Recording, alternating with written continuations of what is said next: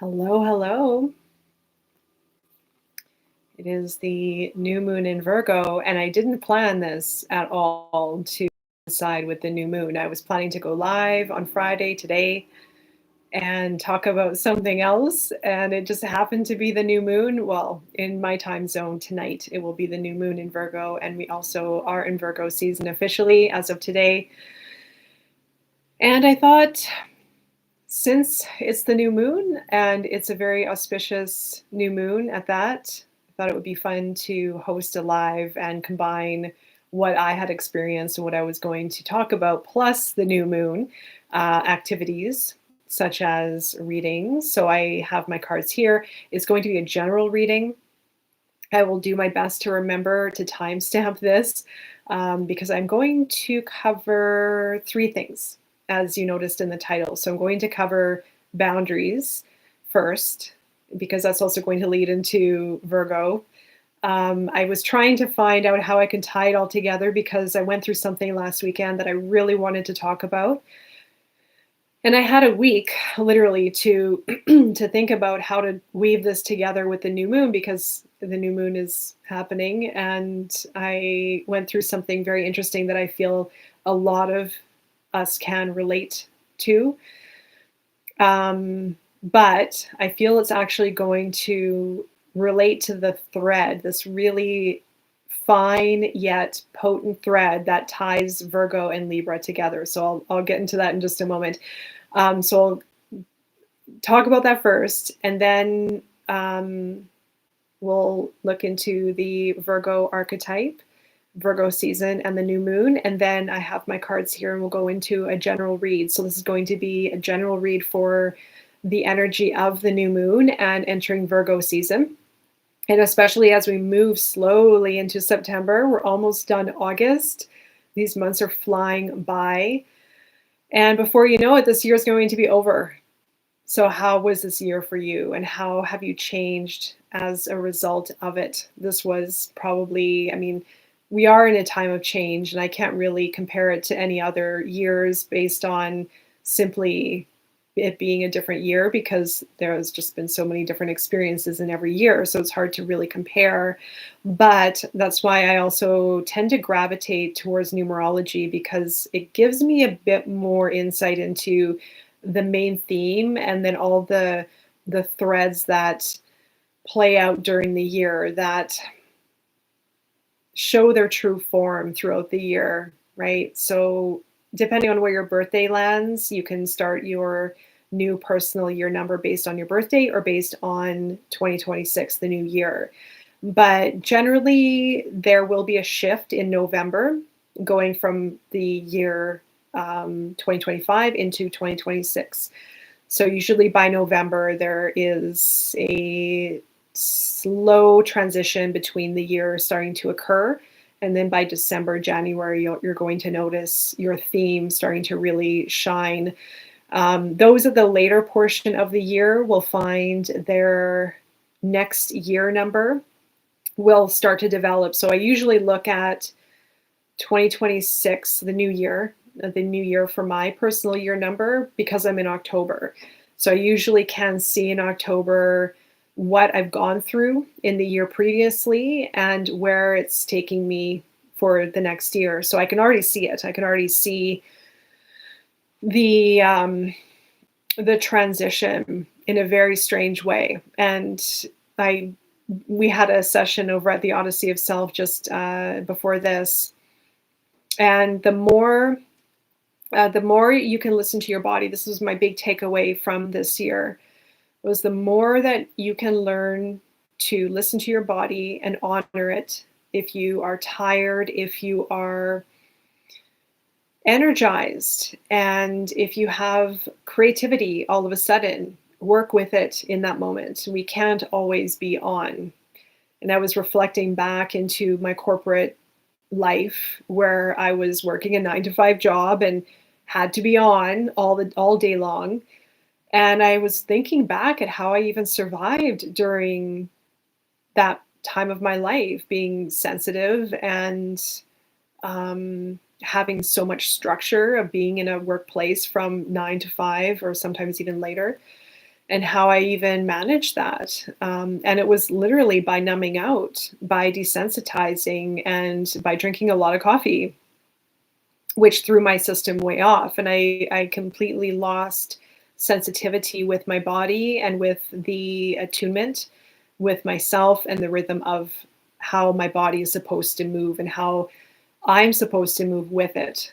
So when we're putting ourselves in situations and in dynamics where we're forcing ourselves to perform and to always be on, or to work based on our unconscious conditioning and our patterns, we're going against the flow and against the natural rhythm of our life and of our body and of our whole being and of what we're creating and what we're experiencing at any given time. When we're not honoring that flow and that rhythm, we're desensitizing parts of ourself and operating through our conditioned programs of probably performance and results and must work and the pressure that we put on ourselves. And one might argue that we need to be working hard and we need to constantly be on to perform and to have our results and to meet our goals and to create finances and to create success. And it's actually not true. And the more I have learned this new way, this shift of operating through listening and attunement and flow and paying attention to my body and not adhering to the structures of societal conditioning, my work has actually improved tenfold, or maybe even more. It's gotten so much better. I am working in a different rhythm, in a better rhythm, and I'm enjoying it far more than putting pressure on myself and drinking coffee and working so hard and burning out and getting frustrated and up and down and this way and that way, and completely shattering any kind of fluidity and consistency. And I mean, consistency is nothing's really consistent, but when we're in the flow, we're consistent with that rhythm rather than breaking it and shattering it.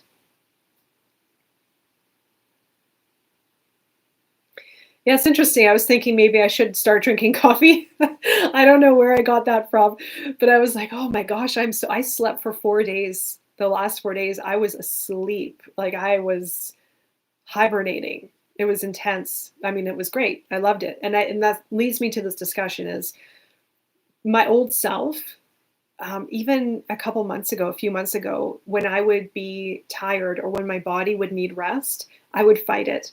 And I'd feel like I need to work and I'm missing out on something or I have to do something.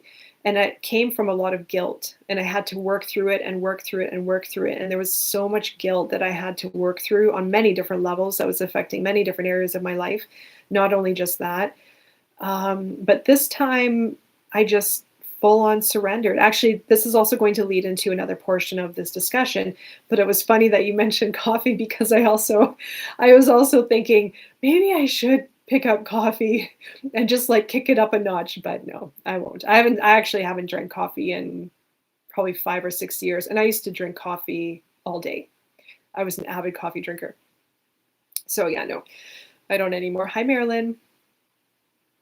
Yeah. And coffee, from what I've found, when I really got into this work of what I do anyway, really tuning into energies and using my senses and turning that on, that was a whole new aspect of myself I had to grasp and I had to work on. So when we're desensitized, when we're operating by our what's felt familiar, our old habits. And, if you want to drink coffee, you drink coffee, that's fine.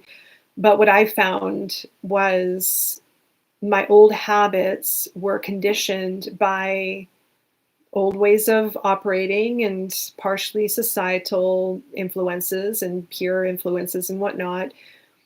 But when I stopped drinking coffee and I started to really tune in with myself, like really this inner work, my senses became heightened even more. And that was a whole learning experience to go into and to understand these senses and feelings and intuitive hits and guidance and messages and etc. And it was a whole learning exercise because even though I've always been very sensitive, I've always been very numbed out and very desensitized in many ways. So it's a bit of a recalibration if you stop drinking coffee and cut out certain things from your life and start to move inward, then there is a bit of adjustment to that experience and to this aspect of oneself, right? And then that develops and gets stronger and stronger and stronger. So even if I have matcha tea or something that matcha's okay, it's not as intense, but even with matcha tea, I can sometimes have too much where I just it throws me off. I can't really focus or connect in the way that I like. So yeah, it's a bit of learning practice. Okay, so what I wanted to talk about first before we get into the new moon, noticing this extra awareness. Yeah, strong body reactions. Yep, listen to your body. Listen to your body always. And this is going to go into my, now that you brought in the, yeah, new moon, totally. Yep, good. And it's the more, what I've found, the more that I've learned to listen and honor how I feel, the easier life flows. Now, it doesn't mean that I don't want to say life is always easy because there are challenges and a lot of things that we have to navigate within ourselves that can be quite challenging. However, the more you listen to your body, the easier choices become and the easier navigating life becomes. We don't fall into our old pitfalls of being in situations that make us uncomfortable, which is what I'm going to talk about as far as the navigating boundaries part. We avoid certain situations that in our past we may feel comfortable with, may have felt comfortable with. So listening to our system, our body is constantly talking to us. And that's going to be a lot of my focus moving forward is decoding the body, decoding the body's messages, because this is our body's always communicating with us. If it is a heaviness, if it is tension, if it is a, I don't quite feel so right in the situation, which is leading me, is a great segue into last weekend of what happened with my family in a family environment. And I wanted to talk about this all week, and I've had a week to sort of reflect on it and simmer through the intensity that came up through this family event. Well, there were two, and they were back to back. And the first one was on Friday, where it was a little bit of a tiny family reunion, tiny, immediate family. And one of the family members brought in a lot of baggage, a lot of negativity, emotional difficulty, unresolved stuff to the table, literally. And I had a really hard time with it. And I also was reflecting on a lot of people are investing in themselves to heal and to process and to work through what they need to work through. And then there are some people who aren't. And I wonder if there's going to be there probably is most likely going to be a very strong divide between the people who are making the changes in their life and those who aren't. And then it's going to come up to the people who are making the changes to choose where they want to invest their time. Because what I went through on the weekend, it was Friday and Sunday with my family, really put a lot into context, but it also brought up a lot for me, and I was very reactive. And I also have Mars in Libra, which I found out afterwards on Friday that this is a thing for Libras, for Libra suns out there, because my mom is a Libra, and her and I also locked horns at one point, but it wasn't in the typical way that we would lock horns. It was different. Like there was no low blows or attacks towards one another, but we were both very, very confrontational. And we haven't had a confrontation in quite a long time, actually. So I left the whole event very annoyed. But what I noticed what has changed within myself is that I left it there. So I left it at the event and I didn't take it with me, although it did bring up a lot and it did trigger a lot of intensity. I found out later that night that Libras are going through a lot, especially with this, I guess, Mars in Libra, of course. My Mars is right on the cusp of Libra and Scorpio, which is quite intense. So I know part of that was the factor of feeling very reactive to certain things that came up in this conversation. But one of the individuals had brought, oh, cool. Yeah, I don't know what house my Mars is in actually. Yeah. Well, I want to talk about the divide. And this is yeah. Okay, we also have to remember that family and relationships, close relationships, are our greatest teachers, hands down. Oh, interesting that it was. Yeah, I guess there was something in the air. Well, we were all very intense. Like, it was a very intense Friday night and Sunday night, very intense. And I got caught up in it. I had to, Friday night, I got super heated. I had Saturday to calm down and bring it down a few notches. And then I went back into it on Sunday. And again, it came in full tilt. And all of my practices went out the window. It really did. It totally went out the window. Most times I can navigate these situations with a lot of grace and a lot of ease and a lot of understanding. But this just blew the lid right off, and I couldn't contain it. But what I noticed that had changed was, one, I left it there. So I didn't carry it with me afterwards. And usually what I would do is I would ruminate about it and I would rethink conversations, or I would feel bad and I would feel guilty for reacting or for speaking my truth.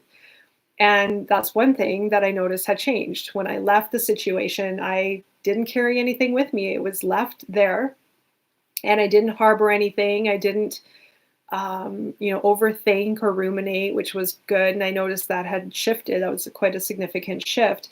But what I also noticed is my tolerance has really gotten thin with I don't want to say it about a whole thing, because sometimes I have I have very strong tolerance when people are going through their stuff. But when someone's projecting or bringing their unresolved issues to me or to the environment that I'm in this case, it was very hard to deal with. And what I was feeling within myself is that I'm done. I'm done being in these situations and being talked to in a certain way, or having someone project their wounds onto me. And I feel in a way it was me putting my foot down, even though it was quite a statement to say the least.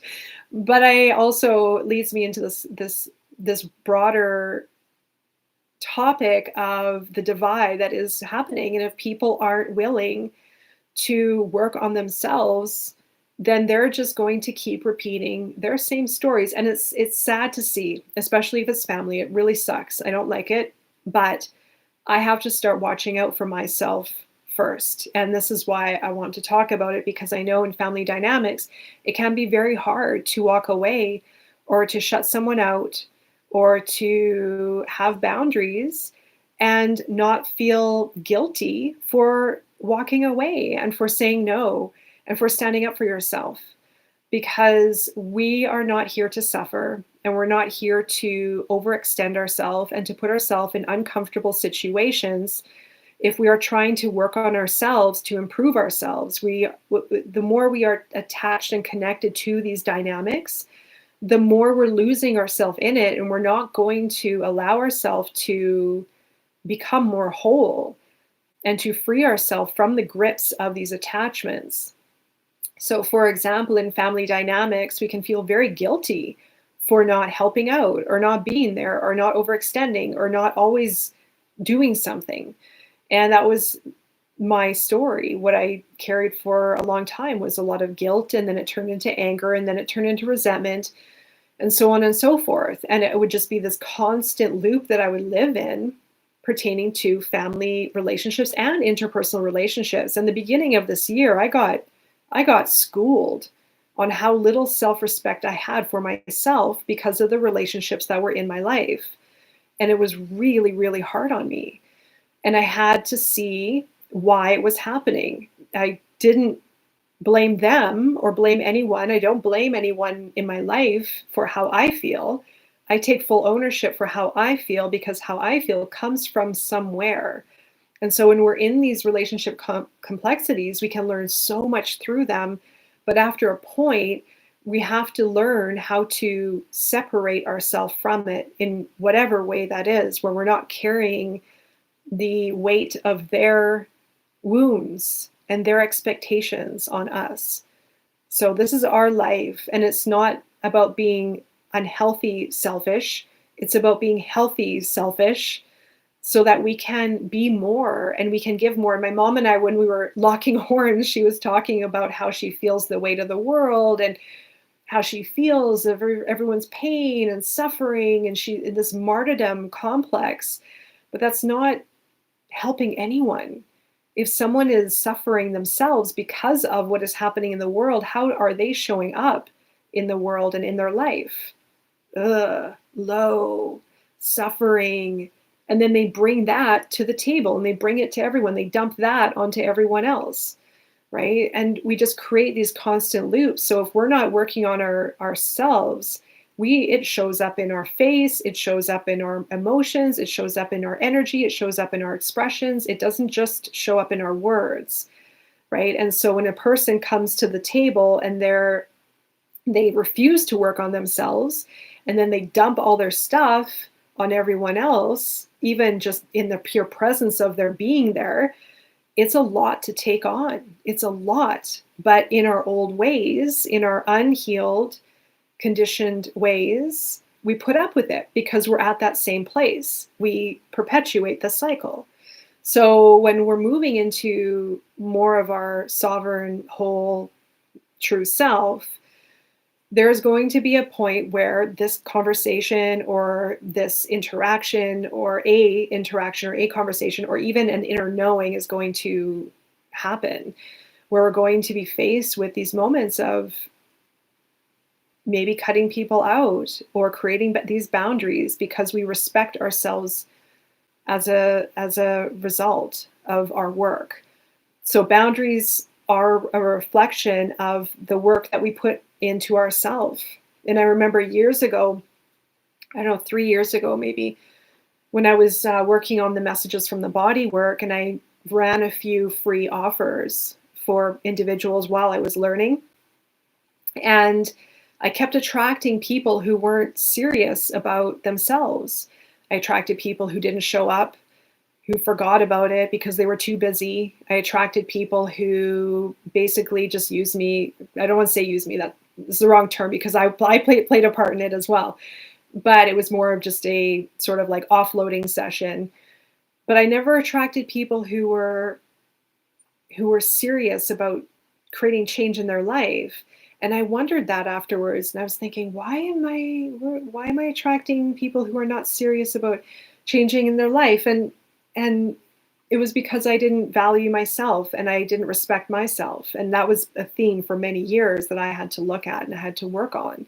And so people are constantly showing us parts of ourself until we change. And then when we develop the love within ourselves, self-respect, then naturally our boundaries are going to be a byproduct. And it's going to be very telling in the future as we move along with people who are healing and changing and investing in themselves, and therefore respecting themselves and loving themselves. Very difficult to be around others who aren't and who don't and who won't. And it's sad. It sucks. Sometimes I don't like that, but I can't myself put myself in situations that are uncomfortable and that are very difficult. So love without accountability is not love, it's control. Yes. Yeah, that's nice. Love without accountability is not love, it's control. Totally. Yeah. Yeah. Yeah. So boundaries, as far as boundaries go, you learn boundaries as you move along. And the more you invest in yourself, the more respect you will develop for yourself. And respect, I'm not talking about the respect where we need to cut people out because we are mad or because we are, and sometimes we need to get to that place. Sometimes we need to be pushed to shut certain doors and to create more space for ourselves. But truly, when you arrive more in your truth and in your purity and your wholeness, respect is a byproduct, and boundaries are a byproduct of how you feel about yourself and how you treat yourself. The more you invest in yourself is a signal that you respect yourself and that you care about yourself and that you want better for yourself. That's Virgo season that we're in right now, right? So the thread that takes us from Virgo to Libra is the mastery and the healing and the work that we do with ourselves is going to somehow transpire in our relationships, which is Virgo or Libra, sorry. So we're going to move from the inner workings and the inner fine-tunements, fine adjustments, creating the change within ourselves, healing, etc., honoring ourselves, a devotion to self, therefore being of service more, and the of service is going to be the segue to Libra. So the Virgo archetype of devotion and refinement and perfection is, and I say healthy perfection, comes from wanting more and wanting something better and greater for ourselves. And we invest in ourselves. We look at avenues for improvement. We're constantly observing and refining and trying new things. And then eventually we have to go out with it. And that outward momentum is going to be in interpersonal relationships and as service, right? So service with the outer world, service with friends, family, close relationships, etc. And then that tilts us into Libra. And so if the scales are imbalanced within us, then Libra is going to set it straight, or we're going to get really cranky and upset that we're overextending ourselves, that we're feeling obligated and responsible for our parents or for other people, where we throw ourselves out and we throw ourselves out of balance. And that's where the scales come in. And then that's where it tilts us into the dark, where we really have to go in and do the shadow work, right? To fix that stuff, to see why we are overextending and why we are giving so much and why we are taking on and why we feel guilty and feel responsible and put ourselves out. So yeah. So that's the theme of the next 3 months. That's going to be I feel the kind of segue moving us into Libra and then into Scorpio. There are going to be all other components as well, but that's kind of the majority of it. So the new moon, oops, I hope the sound didn't get disrupted. The new moon today, well, tonight, my time, and then into tomorrow, is a beautiful, beautiful reset. It's a beautiful, clean slate. We have been hit with so much energy. And like I said, I was sleeping for 3-4 days. So I'm just finally getting my energy back. And take time today, sometimes set some time aside, ritual, set intentions. What do you want to focus on for the next month? Now we're moving into a very, very pivotal month in September. 999 energy with Pisces, lunar eclipse. And that's going to be massive. That's a big, it could show up in many different ways, but I see it as a culmination point. And I see it also as a moment where we can look back at all the change we have experienced and where this path is taking us, what we've had to go through in order to become more of ourself and to understand more of ourself. And that's where this real deep self-mastery is rewarded. This is where we see the change of our work and our inner self-discovery, and peeling back these layers in this 9-year, looking at where we've held on to attachments, if it has been mentally or emotionally or physically, energetically, and moving into greater trust and surrender if you've been doing this work and working with these archetypes as we've been moving along. And so I had a conversation with a friend of mine the other day, and she was undergoing some physical issues. And I looked into the body work. We had some back and forth conversation. And the underlying issues that were becoming activated were deep fears, deep fear of the future, deep fear of the unknown, which I think we can all relate to. The more we can trust well, it's going to be easy. The more we can trust, the easier it will be. But it's easier said than done. It's easier not to trust because that's what we're used to.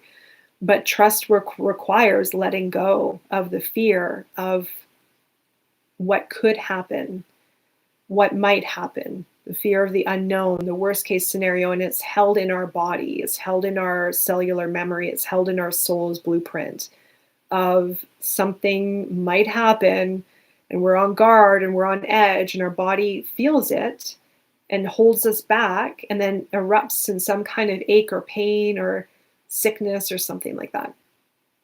And this year, if you're working with this energy or the archetypes, or even just simply your path of self-discovery and introspection, you naturally will be met with these layers and levels of fear within yourself, and where you might be holding on to the familiar. We all have this. I've been going through this for years, of slowly working through these layers over and over and over again.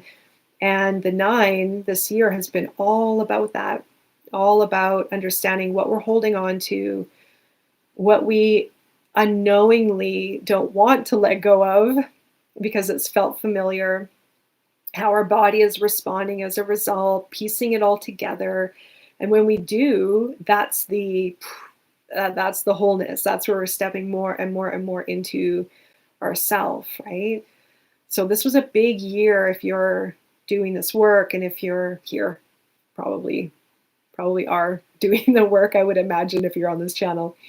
But coming into the 999 month of September is going to be, you're going to see exactly why you had to go through what you went through. You're going to see the results of your work. You're going to see you're going to go through like a big opening. It's like, I feel honestly, it's a gift in September. There's going to be a big, like, congratulations, you did it. You're going to see something very monumental within yourself and your life shift. And you've been going through these little shifts incrementally. And sometimes when we're really in it, it's so hard to see what's going on and why it's happening or where it's taking us. But I feel in September, around that time, you probably are going to have a good glimpse into the bigger story and into a greater version of yourself, is what I feel. Right. I think that's it. I'm going to go into the card reading. Hey, Stonewaller.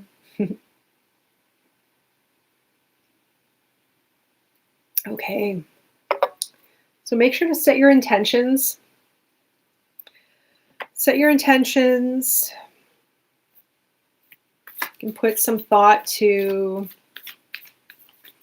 even clearing out the clutter, even clearing out. This could be people, it could be patterns, it can be attachments, it could be your space, it could be a revamp of self in some kind of way. This is mutable season. This is where we get to change, right? This is like the leaves are starting to fall. I don't know, you may have caught a few leaves in the background already starting to fall. This is a season of change. It's a season of adjustments. It's a season of letting go, especially in September. So you might feel just naturally inclined. And going back into the flow conversation, the more in flow that I've learned to become it, learned to be in the natural, I should say, the more natural it feels to do certain things. And then it just happens to align with a certain day, a certain moon, a certain month number, a certain synchronistic, some kind of alignment. And that's how it works. And that's how we're meant to live. And it's amazing when you get into it. I'm sure many of you are experiencing it. It truly is. All right, so let's go into a general read. So it's going to be a general read for all of you out there. Take a look. I brought my 7 Energies Oracle, the Moon cards, and the Tarot.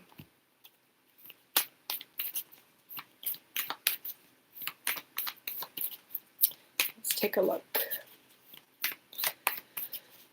Universal message.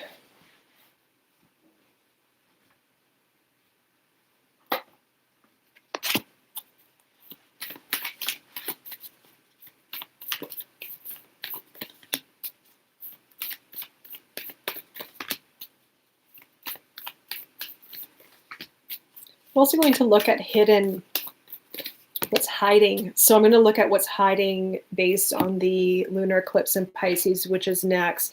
And we're going to start really feeling that energy. You might already be feeling it for very sensitive people. You might be feeling very emotional all of a sudden. You might all of a sudden feel really like you want to cry. Very sensitive to people. That also could have been maybe part of the Friday, the weekend thing that we talked about. Which is funny that Libra, or Mars is in Libra with all of this very sensitive energy coming in. It's kind of, you know, could be a clean house, kind of a clean house energy for some of you, like what I experienced recently of boundaries and self-worth, yeah, it's time to clean and clear and refine.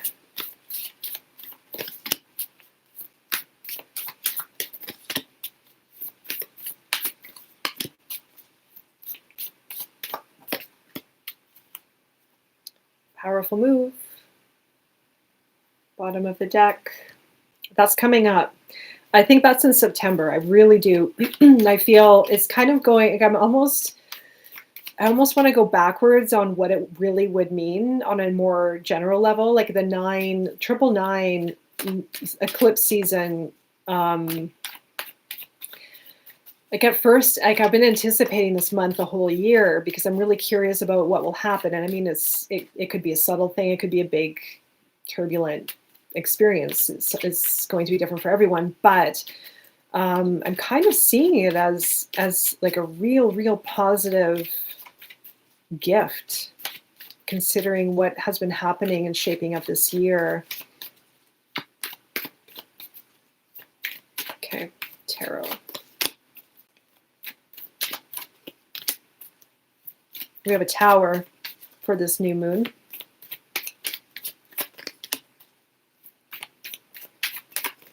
The challenge right now, if this resonates with anyone out there,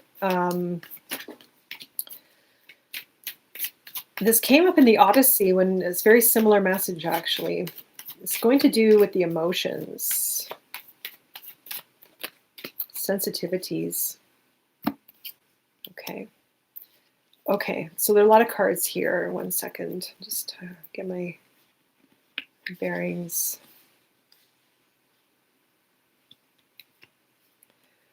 Okay, so the new moon is bringing in, this is a full moon in Aquarius with this one. Something around, well, we just had the full moon in Aquarius, didn't we, 2 weeks ago? So show the world the real you. Show the world the real you comes with the work to release from what's holding you back from showing the world the real you. Now, it could be expressing, it could be in any kind of way. If this is resonating with you on any level, yeah. Are you an Aquarius moon as well? I think we have a few people in here, Aquarius moons. Um, yeah, that was the segue from the Aquarius moon to Virgo season, wasn't it? It's knowing where, nice. It's knowing where we are holding ourselves back from being of service and contributing in more of a capacity to the community and to humanity. And that's the segue from the full moon in Aquarius to Virgo season of being of service, right? But it all comes with adjustments that we have to work on in order to find that way to feel more confident with who we are and what we're doing and how to do it. And so there's some work here that's showing up as the full moon in Aquarius. It does require the release, right? It requires us to refine. In the case of the Virgo new moon, it requires us to gain new perspectives and shift our lens to make those changes, to become more so we can be of more service, right? And then the quieting the mind currently is also showing up right now during the new moon, which I do feel it's actually, the energy is tapering down a bit, where we have some grace to work with here. we have a bit of a pause. We have that clean slate, nothing too tumultuous, at least from what I'm experiencing. I don't know, everyone else is different, of course, but there's something here where, yeah, there's really nice opportunity to quiet the mind, to tune in, to create stillness, to refine again, to honor your practice and whatnot, but by listening, like really tuning into yourself, going in. And then you have the Page of Pentacles in the Tower with this new moon.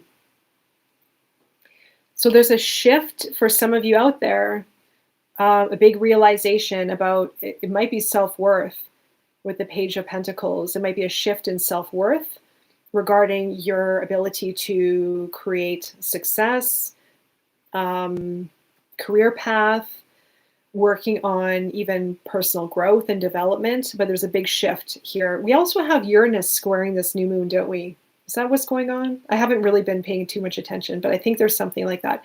And that could be, I think the Tower is usually Mars, but I think that's what this is. So for some of you, you may have all of a sudden realization about where you might be overextending yourself, or where you might be self-sabotaging yourself, or where you may have decreased your value in some kind of way. So this new moon very well could bring in a shakeup. Yeah, I forgot about that, the Uranus thing. It can happen in subtle ways, but I feel I've already experienced something where I'm like, ooh, I didn't see that before. Why? Like, I'm literally working on restructuring a few things because I had put so much effort into a certain way of working that I was used to that wasn't working. It was actually a pathway of self-sabotage that I've been doing over and over and over again that needs to change. And I saw it over the last couple of days. So that also could be Uranus in action to like shake things up. Like where have you been comfortable in? Can you rattle some of these old patterns so that you can carve out a pathway? And this can represent also the momentum to build and to invest into yourself in a more stabilized way, to create success, or to invest again in your health, in yourself, your health, Virgo of Earth, right? So there's a new beginning here that's going to come from a different place. It's going to come from a different perspective. It's going to come from a different version of yourself. And it could have happened during the full moon in Aquarius, maybe, if you noticed anything like that. Okay, the challenge right now is new moon in Capricorn.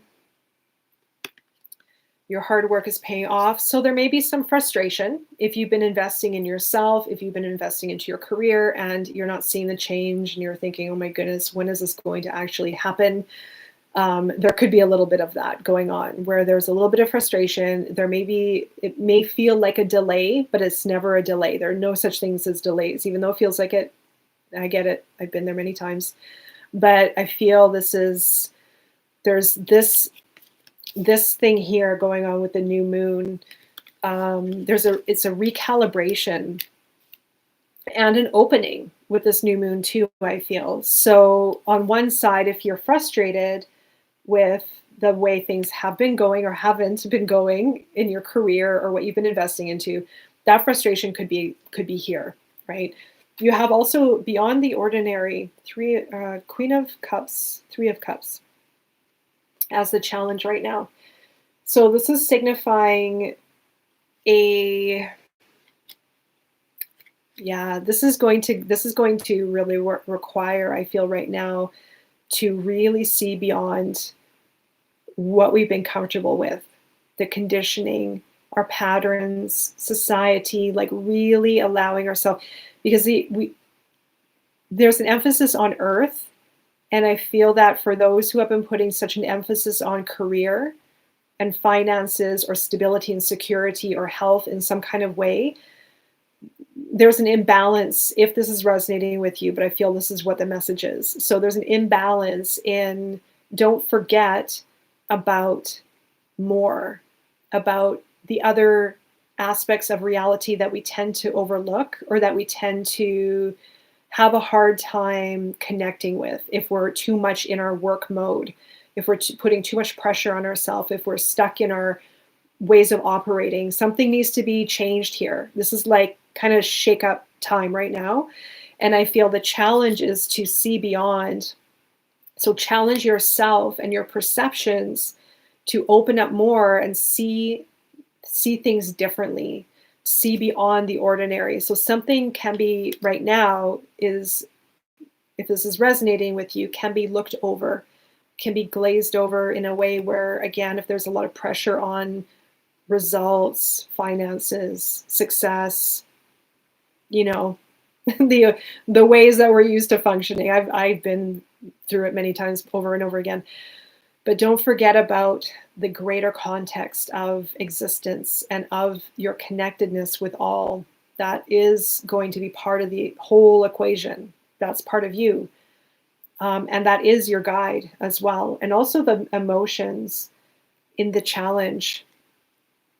Don't forget to have fun, to let people into your life, to go out and experience life and to have fun, guilt-free, whatever it is. There's something here around maybe even trusting people, allowing yourself to trust others again. And this goes into the early conversation around if you are going through a lot of change and you're wanting to meet new people or change certain patterns within your interpersonal relationships, well, what does that look like? And then how can you take action on that and feel into a new, maybe network of people or new connections and what that would be like. So this is a bit of a challenge for some out there if it's resonating. And the emotions, don't forget about your emotional self. Very important. No matter what season we're in, no matter we're humans, and emotions are our greatest guide. Emotions are very important for understanding ourself and life beyond. Your guidance is believe in the impossible. Blue moon, right? So we have 2 new moons in Virgo. I don't know if I think blue moons are only considered for full moons though, but I think it's still auspicious and it's still very beautiful. And it is believe in the impossible. Allowing yourself to see beyond the ordinary and believe in the impossible. Now, this is where that trust factor comes in, where radical trust needs to be exercised within our selves and our cells. Our cells are 50 trillion cells that we have within our body.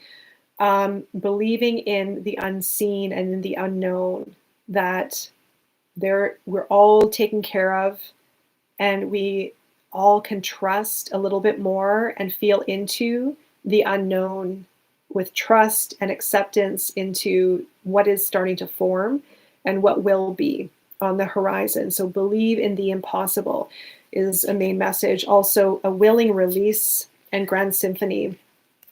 So also guidance right now is a willing release, which is full surrender. And that is, again, that trust. And what does trust feel like when you can let go and you can let the universe or you can let life step in and help you? So what does that feel like to trust and to let go a little bit more And grand symphony is knowing the part that you play within something greater, within the greater context of life, of community, of your work, of your family, knowing that you have a very important and unique part to play in that. And that ties into the Aquarius full moon message. Your uniqueness and your authenticity fits into the greater whole, not by you trying to fit in, but by you being unique and honoring that. And that's the grand symphony. And that is part of Believe in the Impossible. So it is tying into a lot of the content that I talk about on here. It's honoring your true self and not shying away from it. And in our society, we're constantly told that being different is not okay in some kind of way, or even through childhood, right? And it's returning to that, returning to our uniqueness and allowing it to be. We also have guidance, strength, and chariot as guidance. So it's a time to be brave, to be strong, to manifest. We're still in a month 8. So this new moon is very, very potent for setting new intentions. Strength comes with believing in yourself and believing in the impossible, but it's not, nothing is impossible. And the chariot is green light. So you have a green light. It's a powerful time for manifestation, 8 month that we're in, still new moon. So spend some time today and anchoring in with the power of yours to create your vision, and knowing that all the little details and the refinements, and it's time to clean up the clutter again, letting go of the old, letting go of the patterns, letting go of maybe people, letting go of our own responses to life, anger and whatever else that comes up, cleaning it up and getting ready for something new. It's coming. I feel this is quite interesting. And then after the new moon is a fiery climax approaches. Aries, a powerful move. Roots of abundance as well. Okay. Aries full moon, ears wide open. 8 of fire, 5 of pentacles. Okay. After this new moon, so after the new moon, we have the waxing crescent. It's been a while since I've worked through these. I had to think about that for a second. We have the waxing crescent. And during the waxing crescent is where we stay, it's like where we hold our vision. So during the new moon, you plant your intentions, you get clear, you anchor in, you root into what you want to change. In this case, with mutable seasons, it's about changing and refinement. And you keep with the vision after the new moon for a week until the first quarter. And then when you're met with the first quarter, that's where you do the work. That's where you actually, so if you want to improve your health and wellness routine, that's where you put your strategy together. It's where you commit. It's where you start. It's where you make it happen, right? So after the new moon, you're going to have a powerful new move, because you're making a declaration during this new moon. And it's a very, very powerful time to do that, especially again with this 8 energy. This month is all about power, prosperity, balance, and manifestation. So being the conduit, being that balance, being balanced between the higher self, higher realms, and the material plane, so that we can create. And by being that open conduit, releasing our fears and our the inner critic, the self-saboteur, then we are able to really manifest, right? And there's an opportunity here for that. So you get a powerful move after the new moon, and a time to take action. So it's like a double message here after the new moon. You do have ears wide open. It will be very important to be very, very aware, listening very carefully, and be very attuned. Do not be impulsive afterwards. If anything comes up, be very cautious of impulses. operate consciously, think things through as much as possible. Easier said than done sometimes, I get it.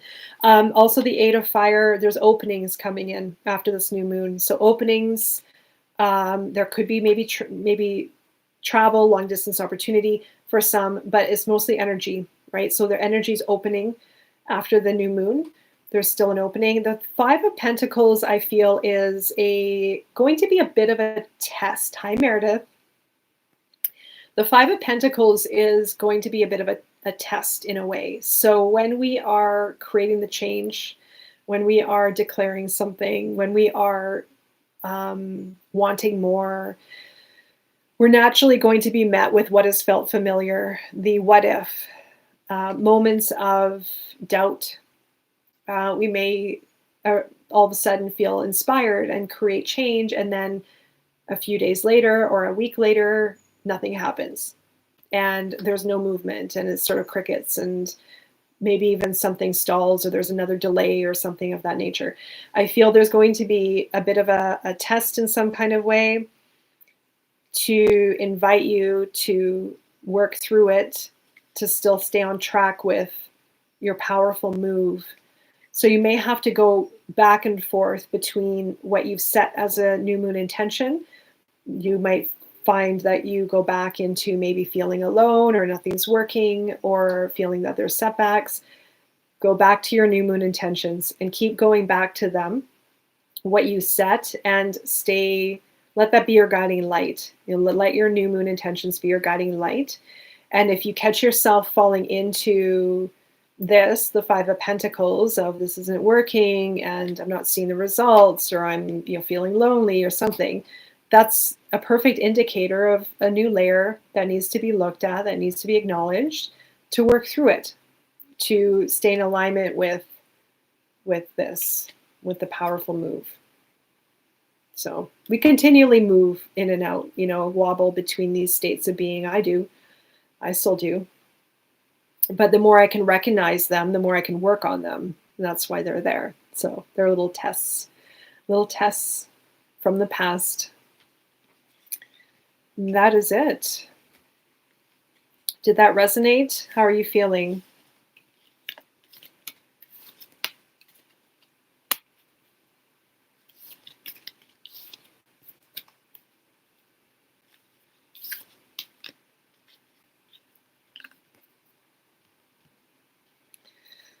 Great.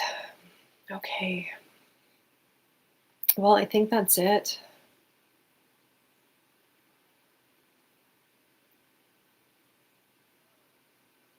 Great. It's recorded. It'll be published as well. So general read, looking at the energy, and yeah. Okay, well, today is the day, tomorrow as well. You can work with the new moon as well tomorrow. Set some intentions, create a little ritual. You're very welcome, Boris. Welcome, Wendy's, Wild, HSP. Yeah, honor you and take into consideration what we talked about, and yeah, it'll be really interesting next month as well. So, okay. Well, have a wonderful weekend. It's good to see you all. See you soon.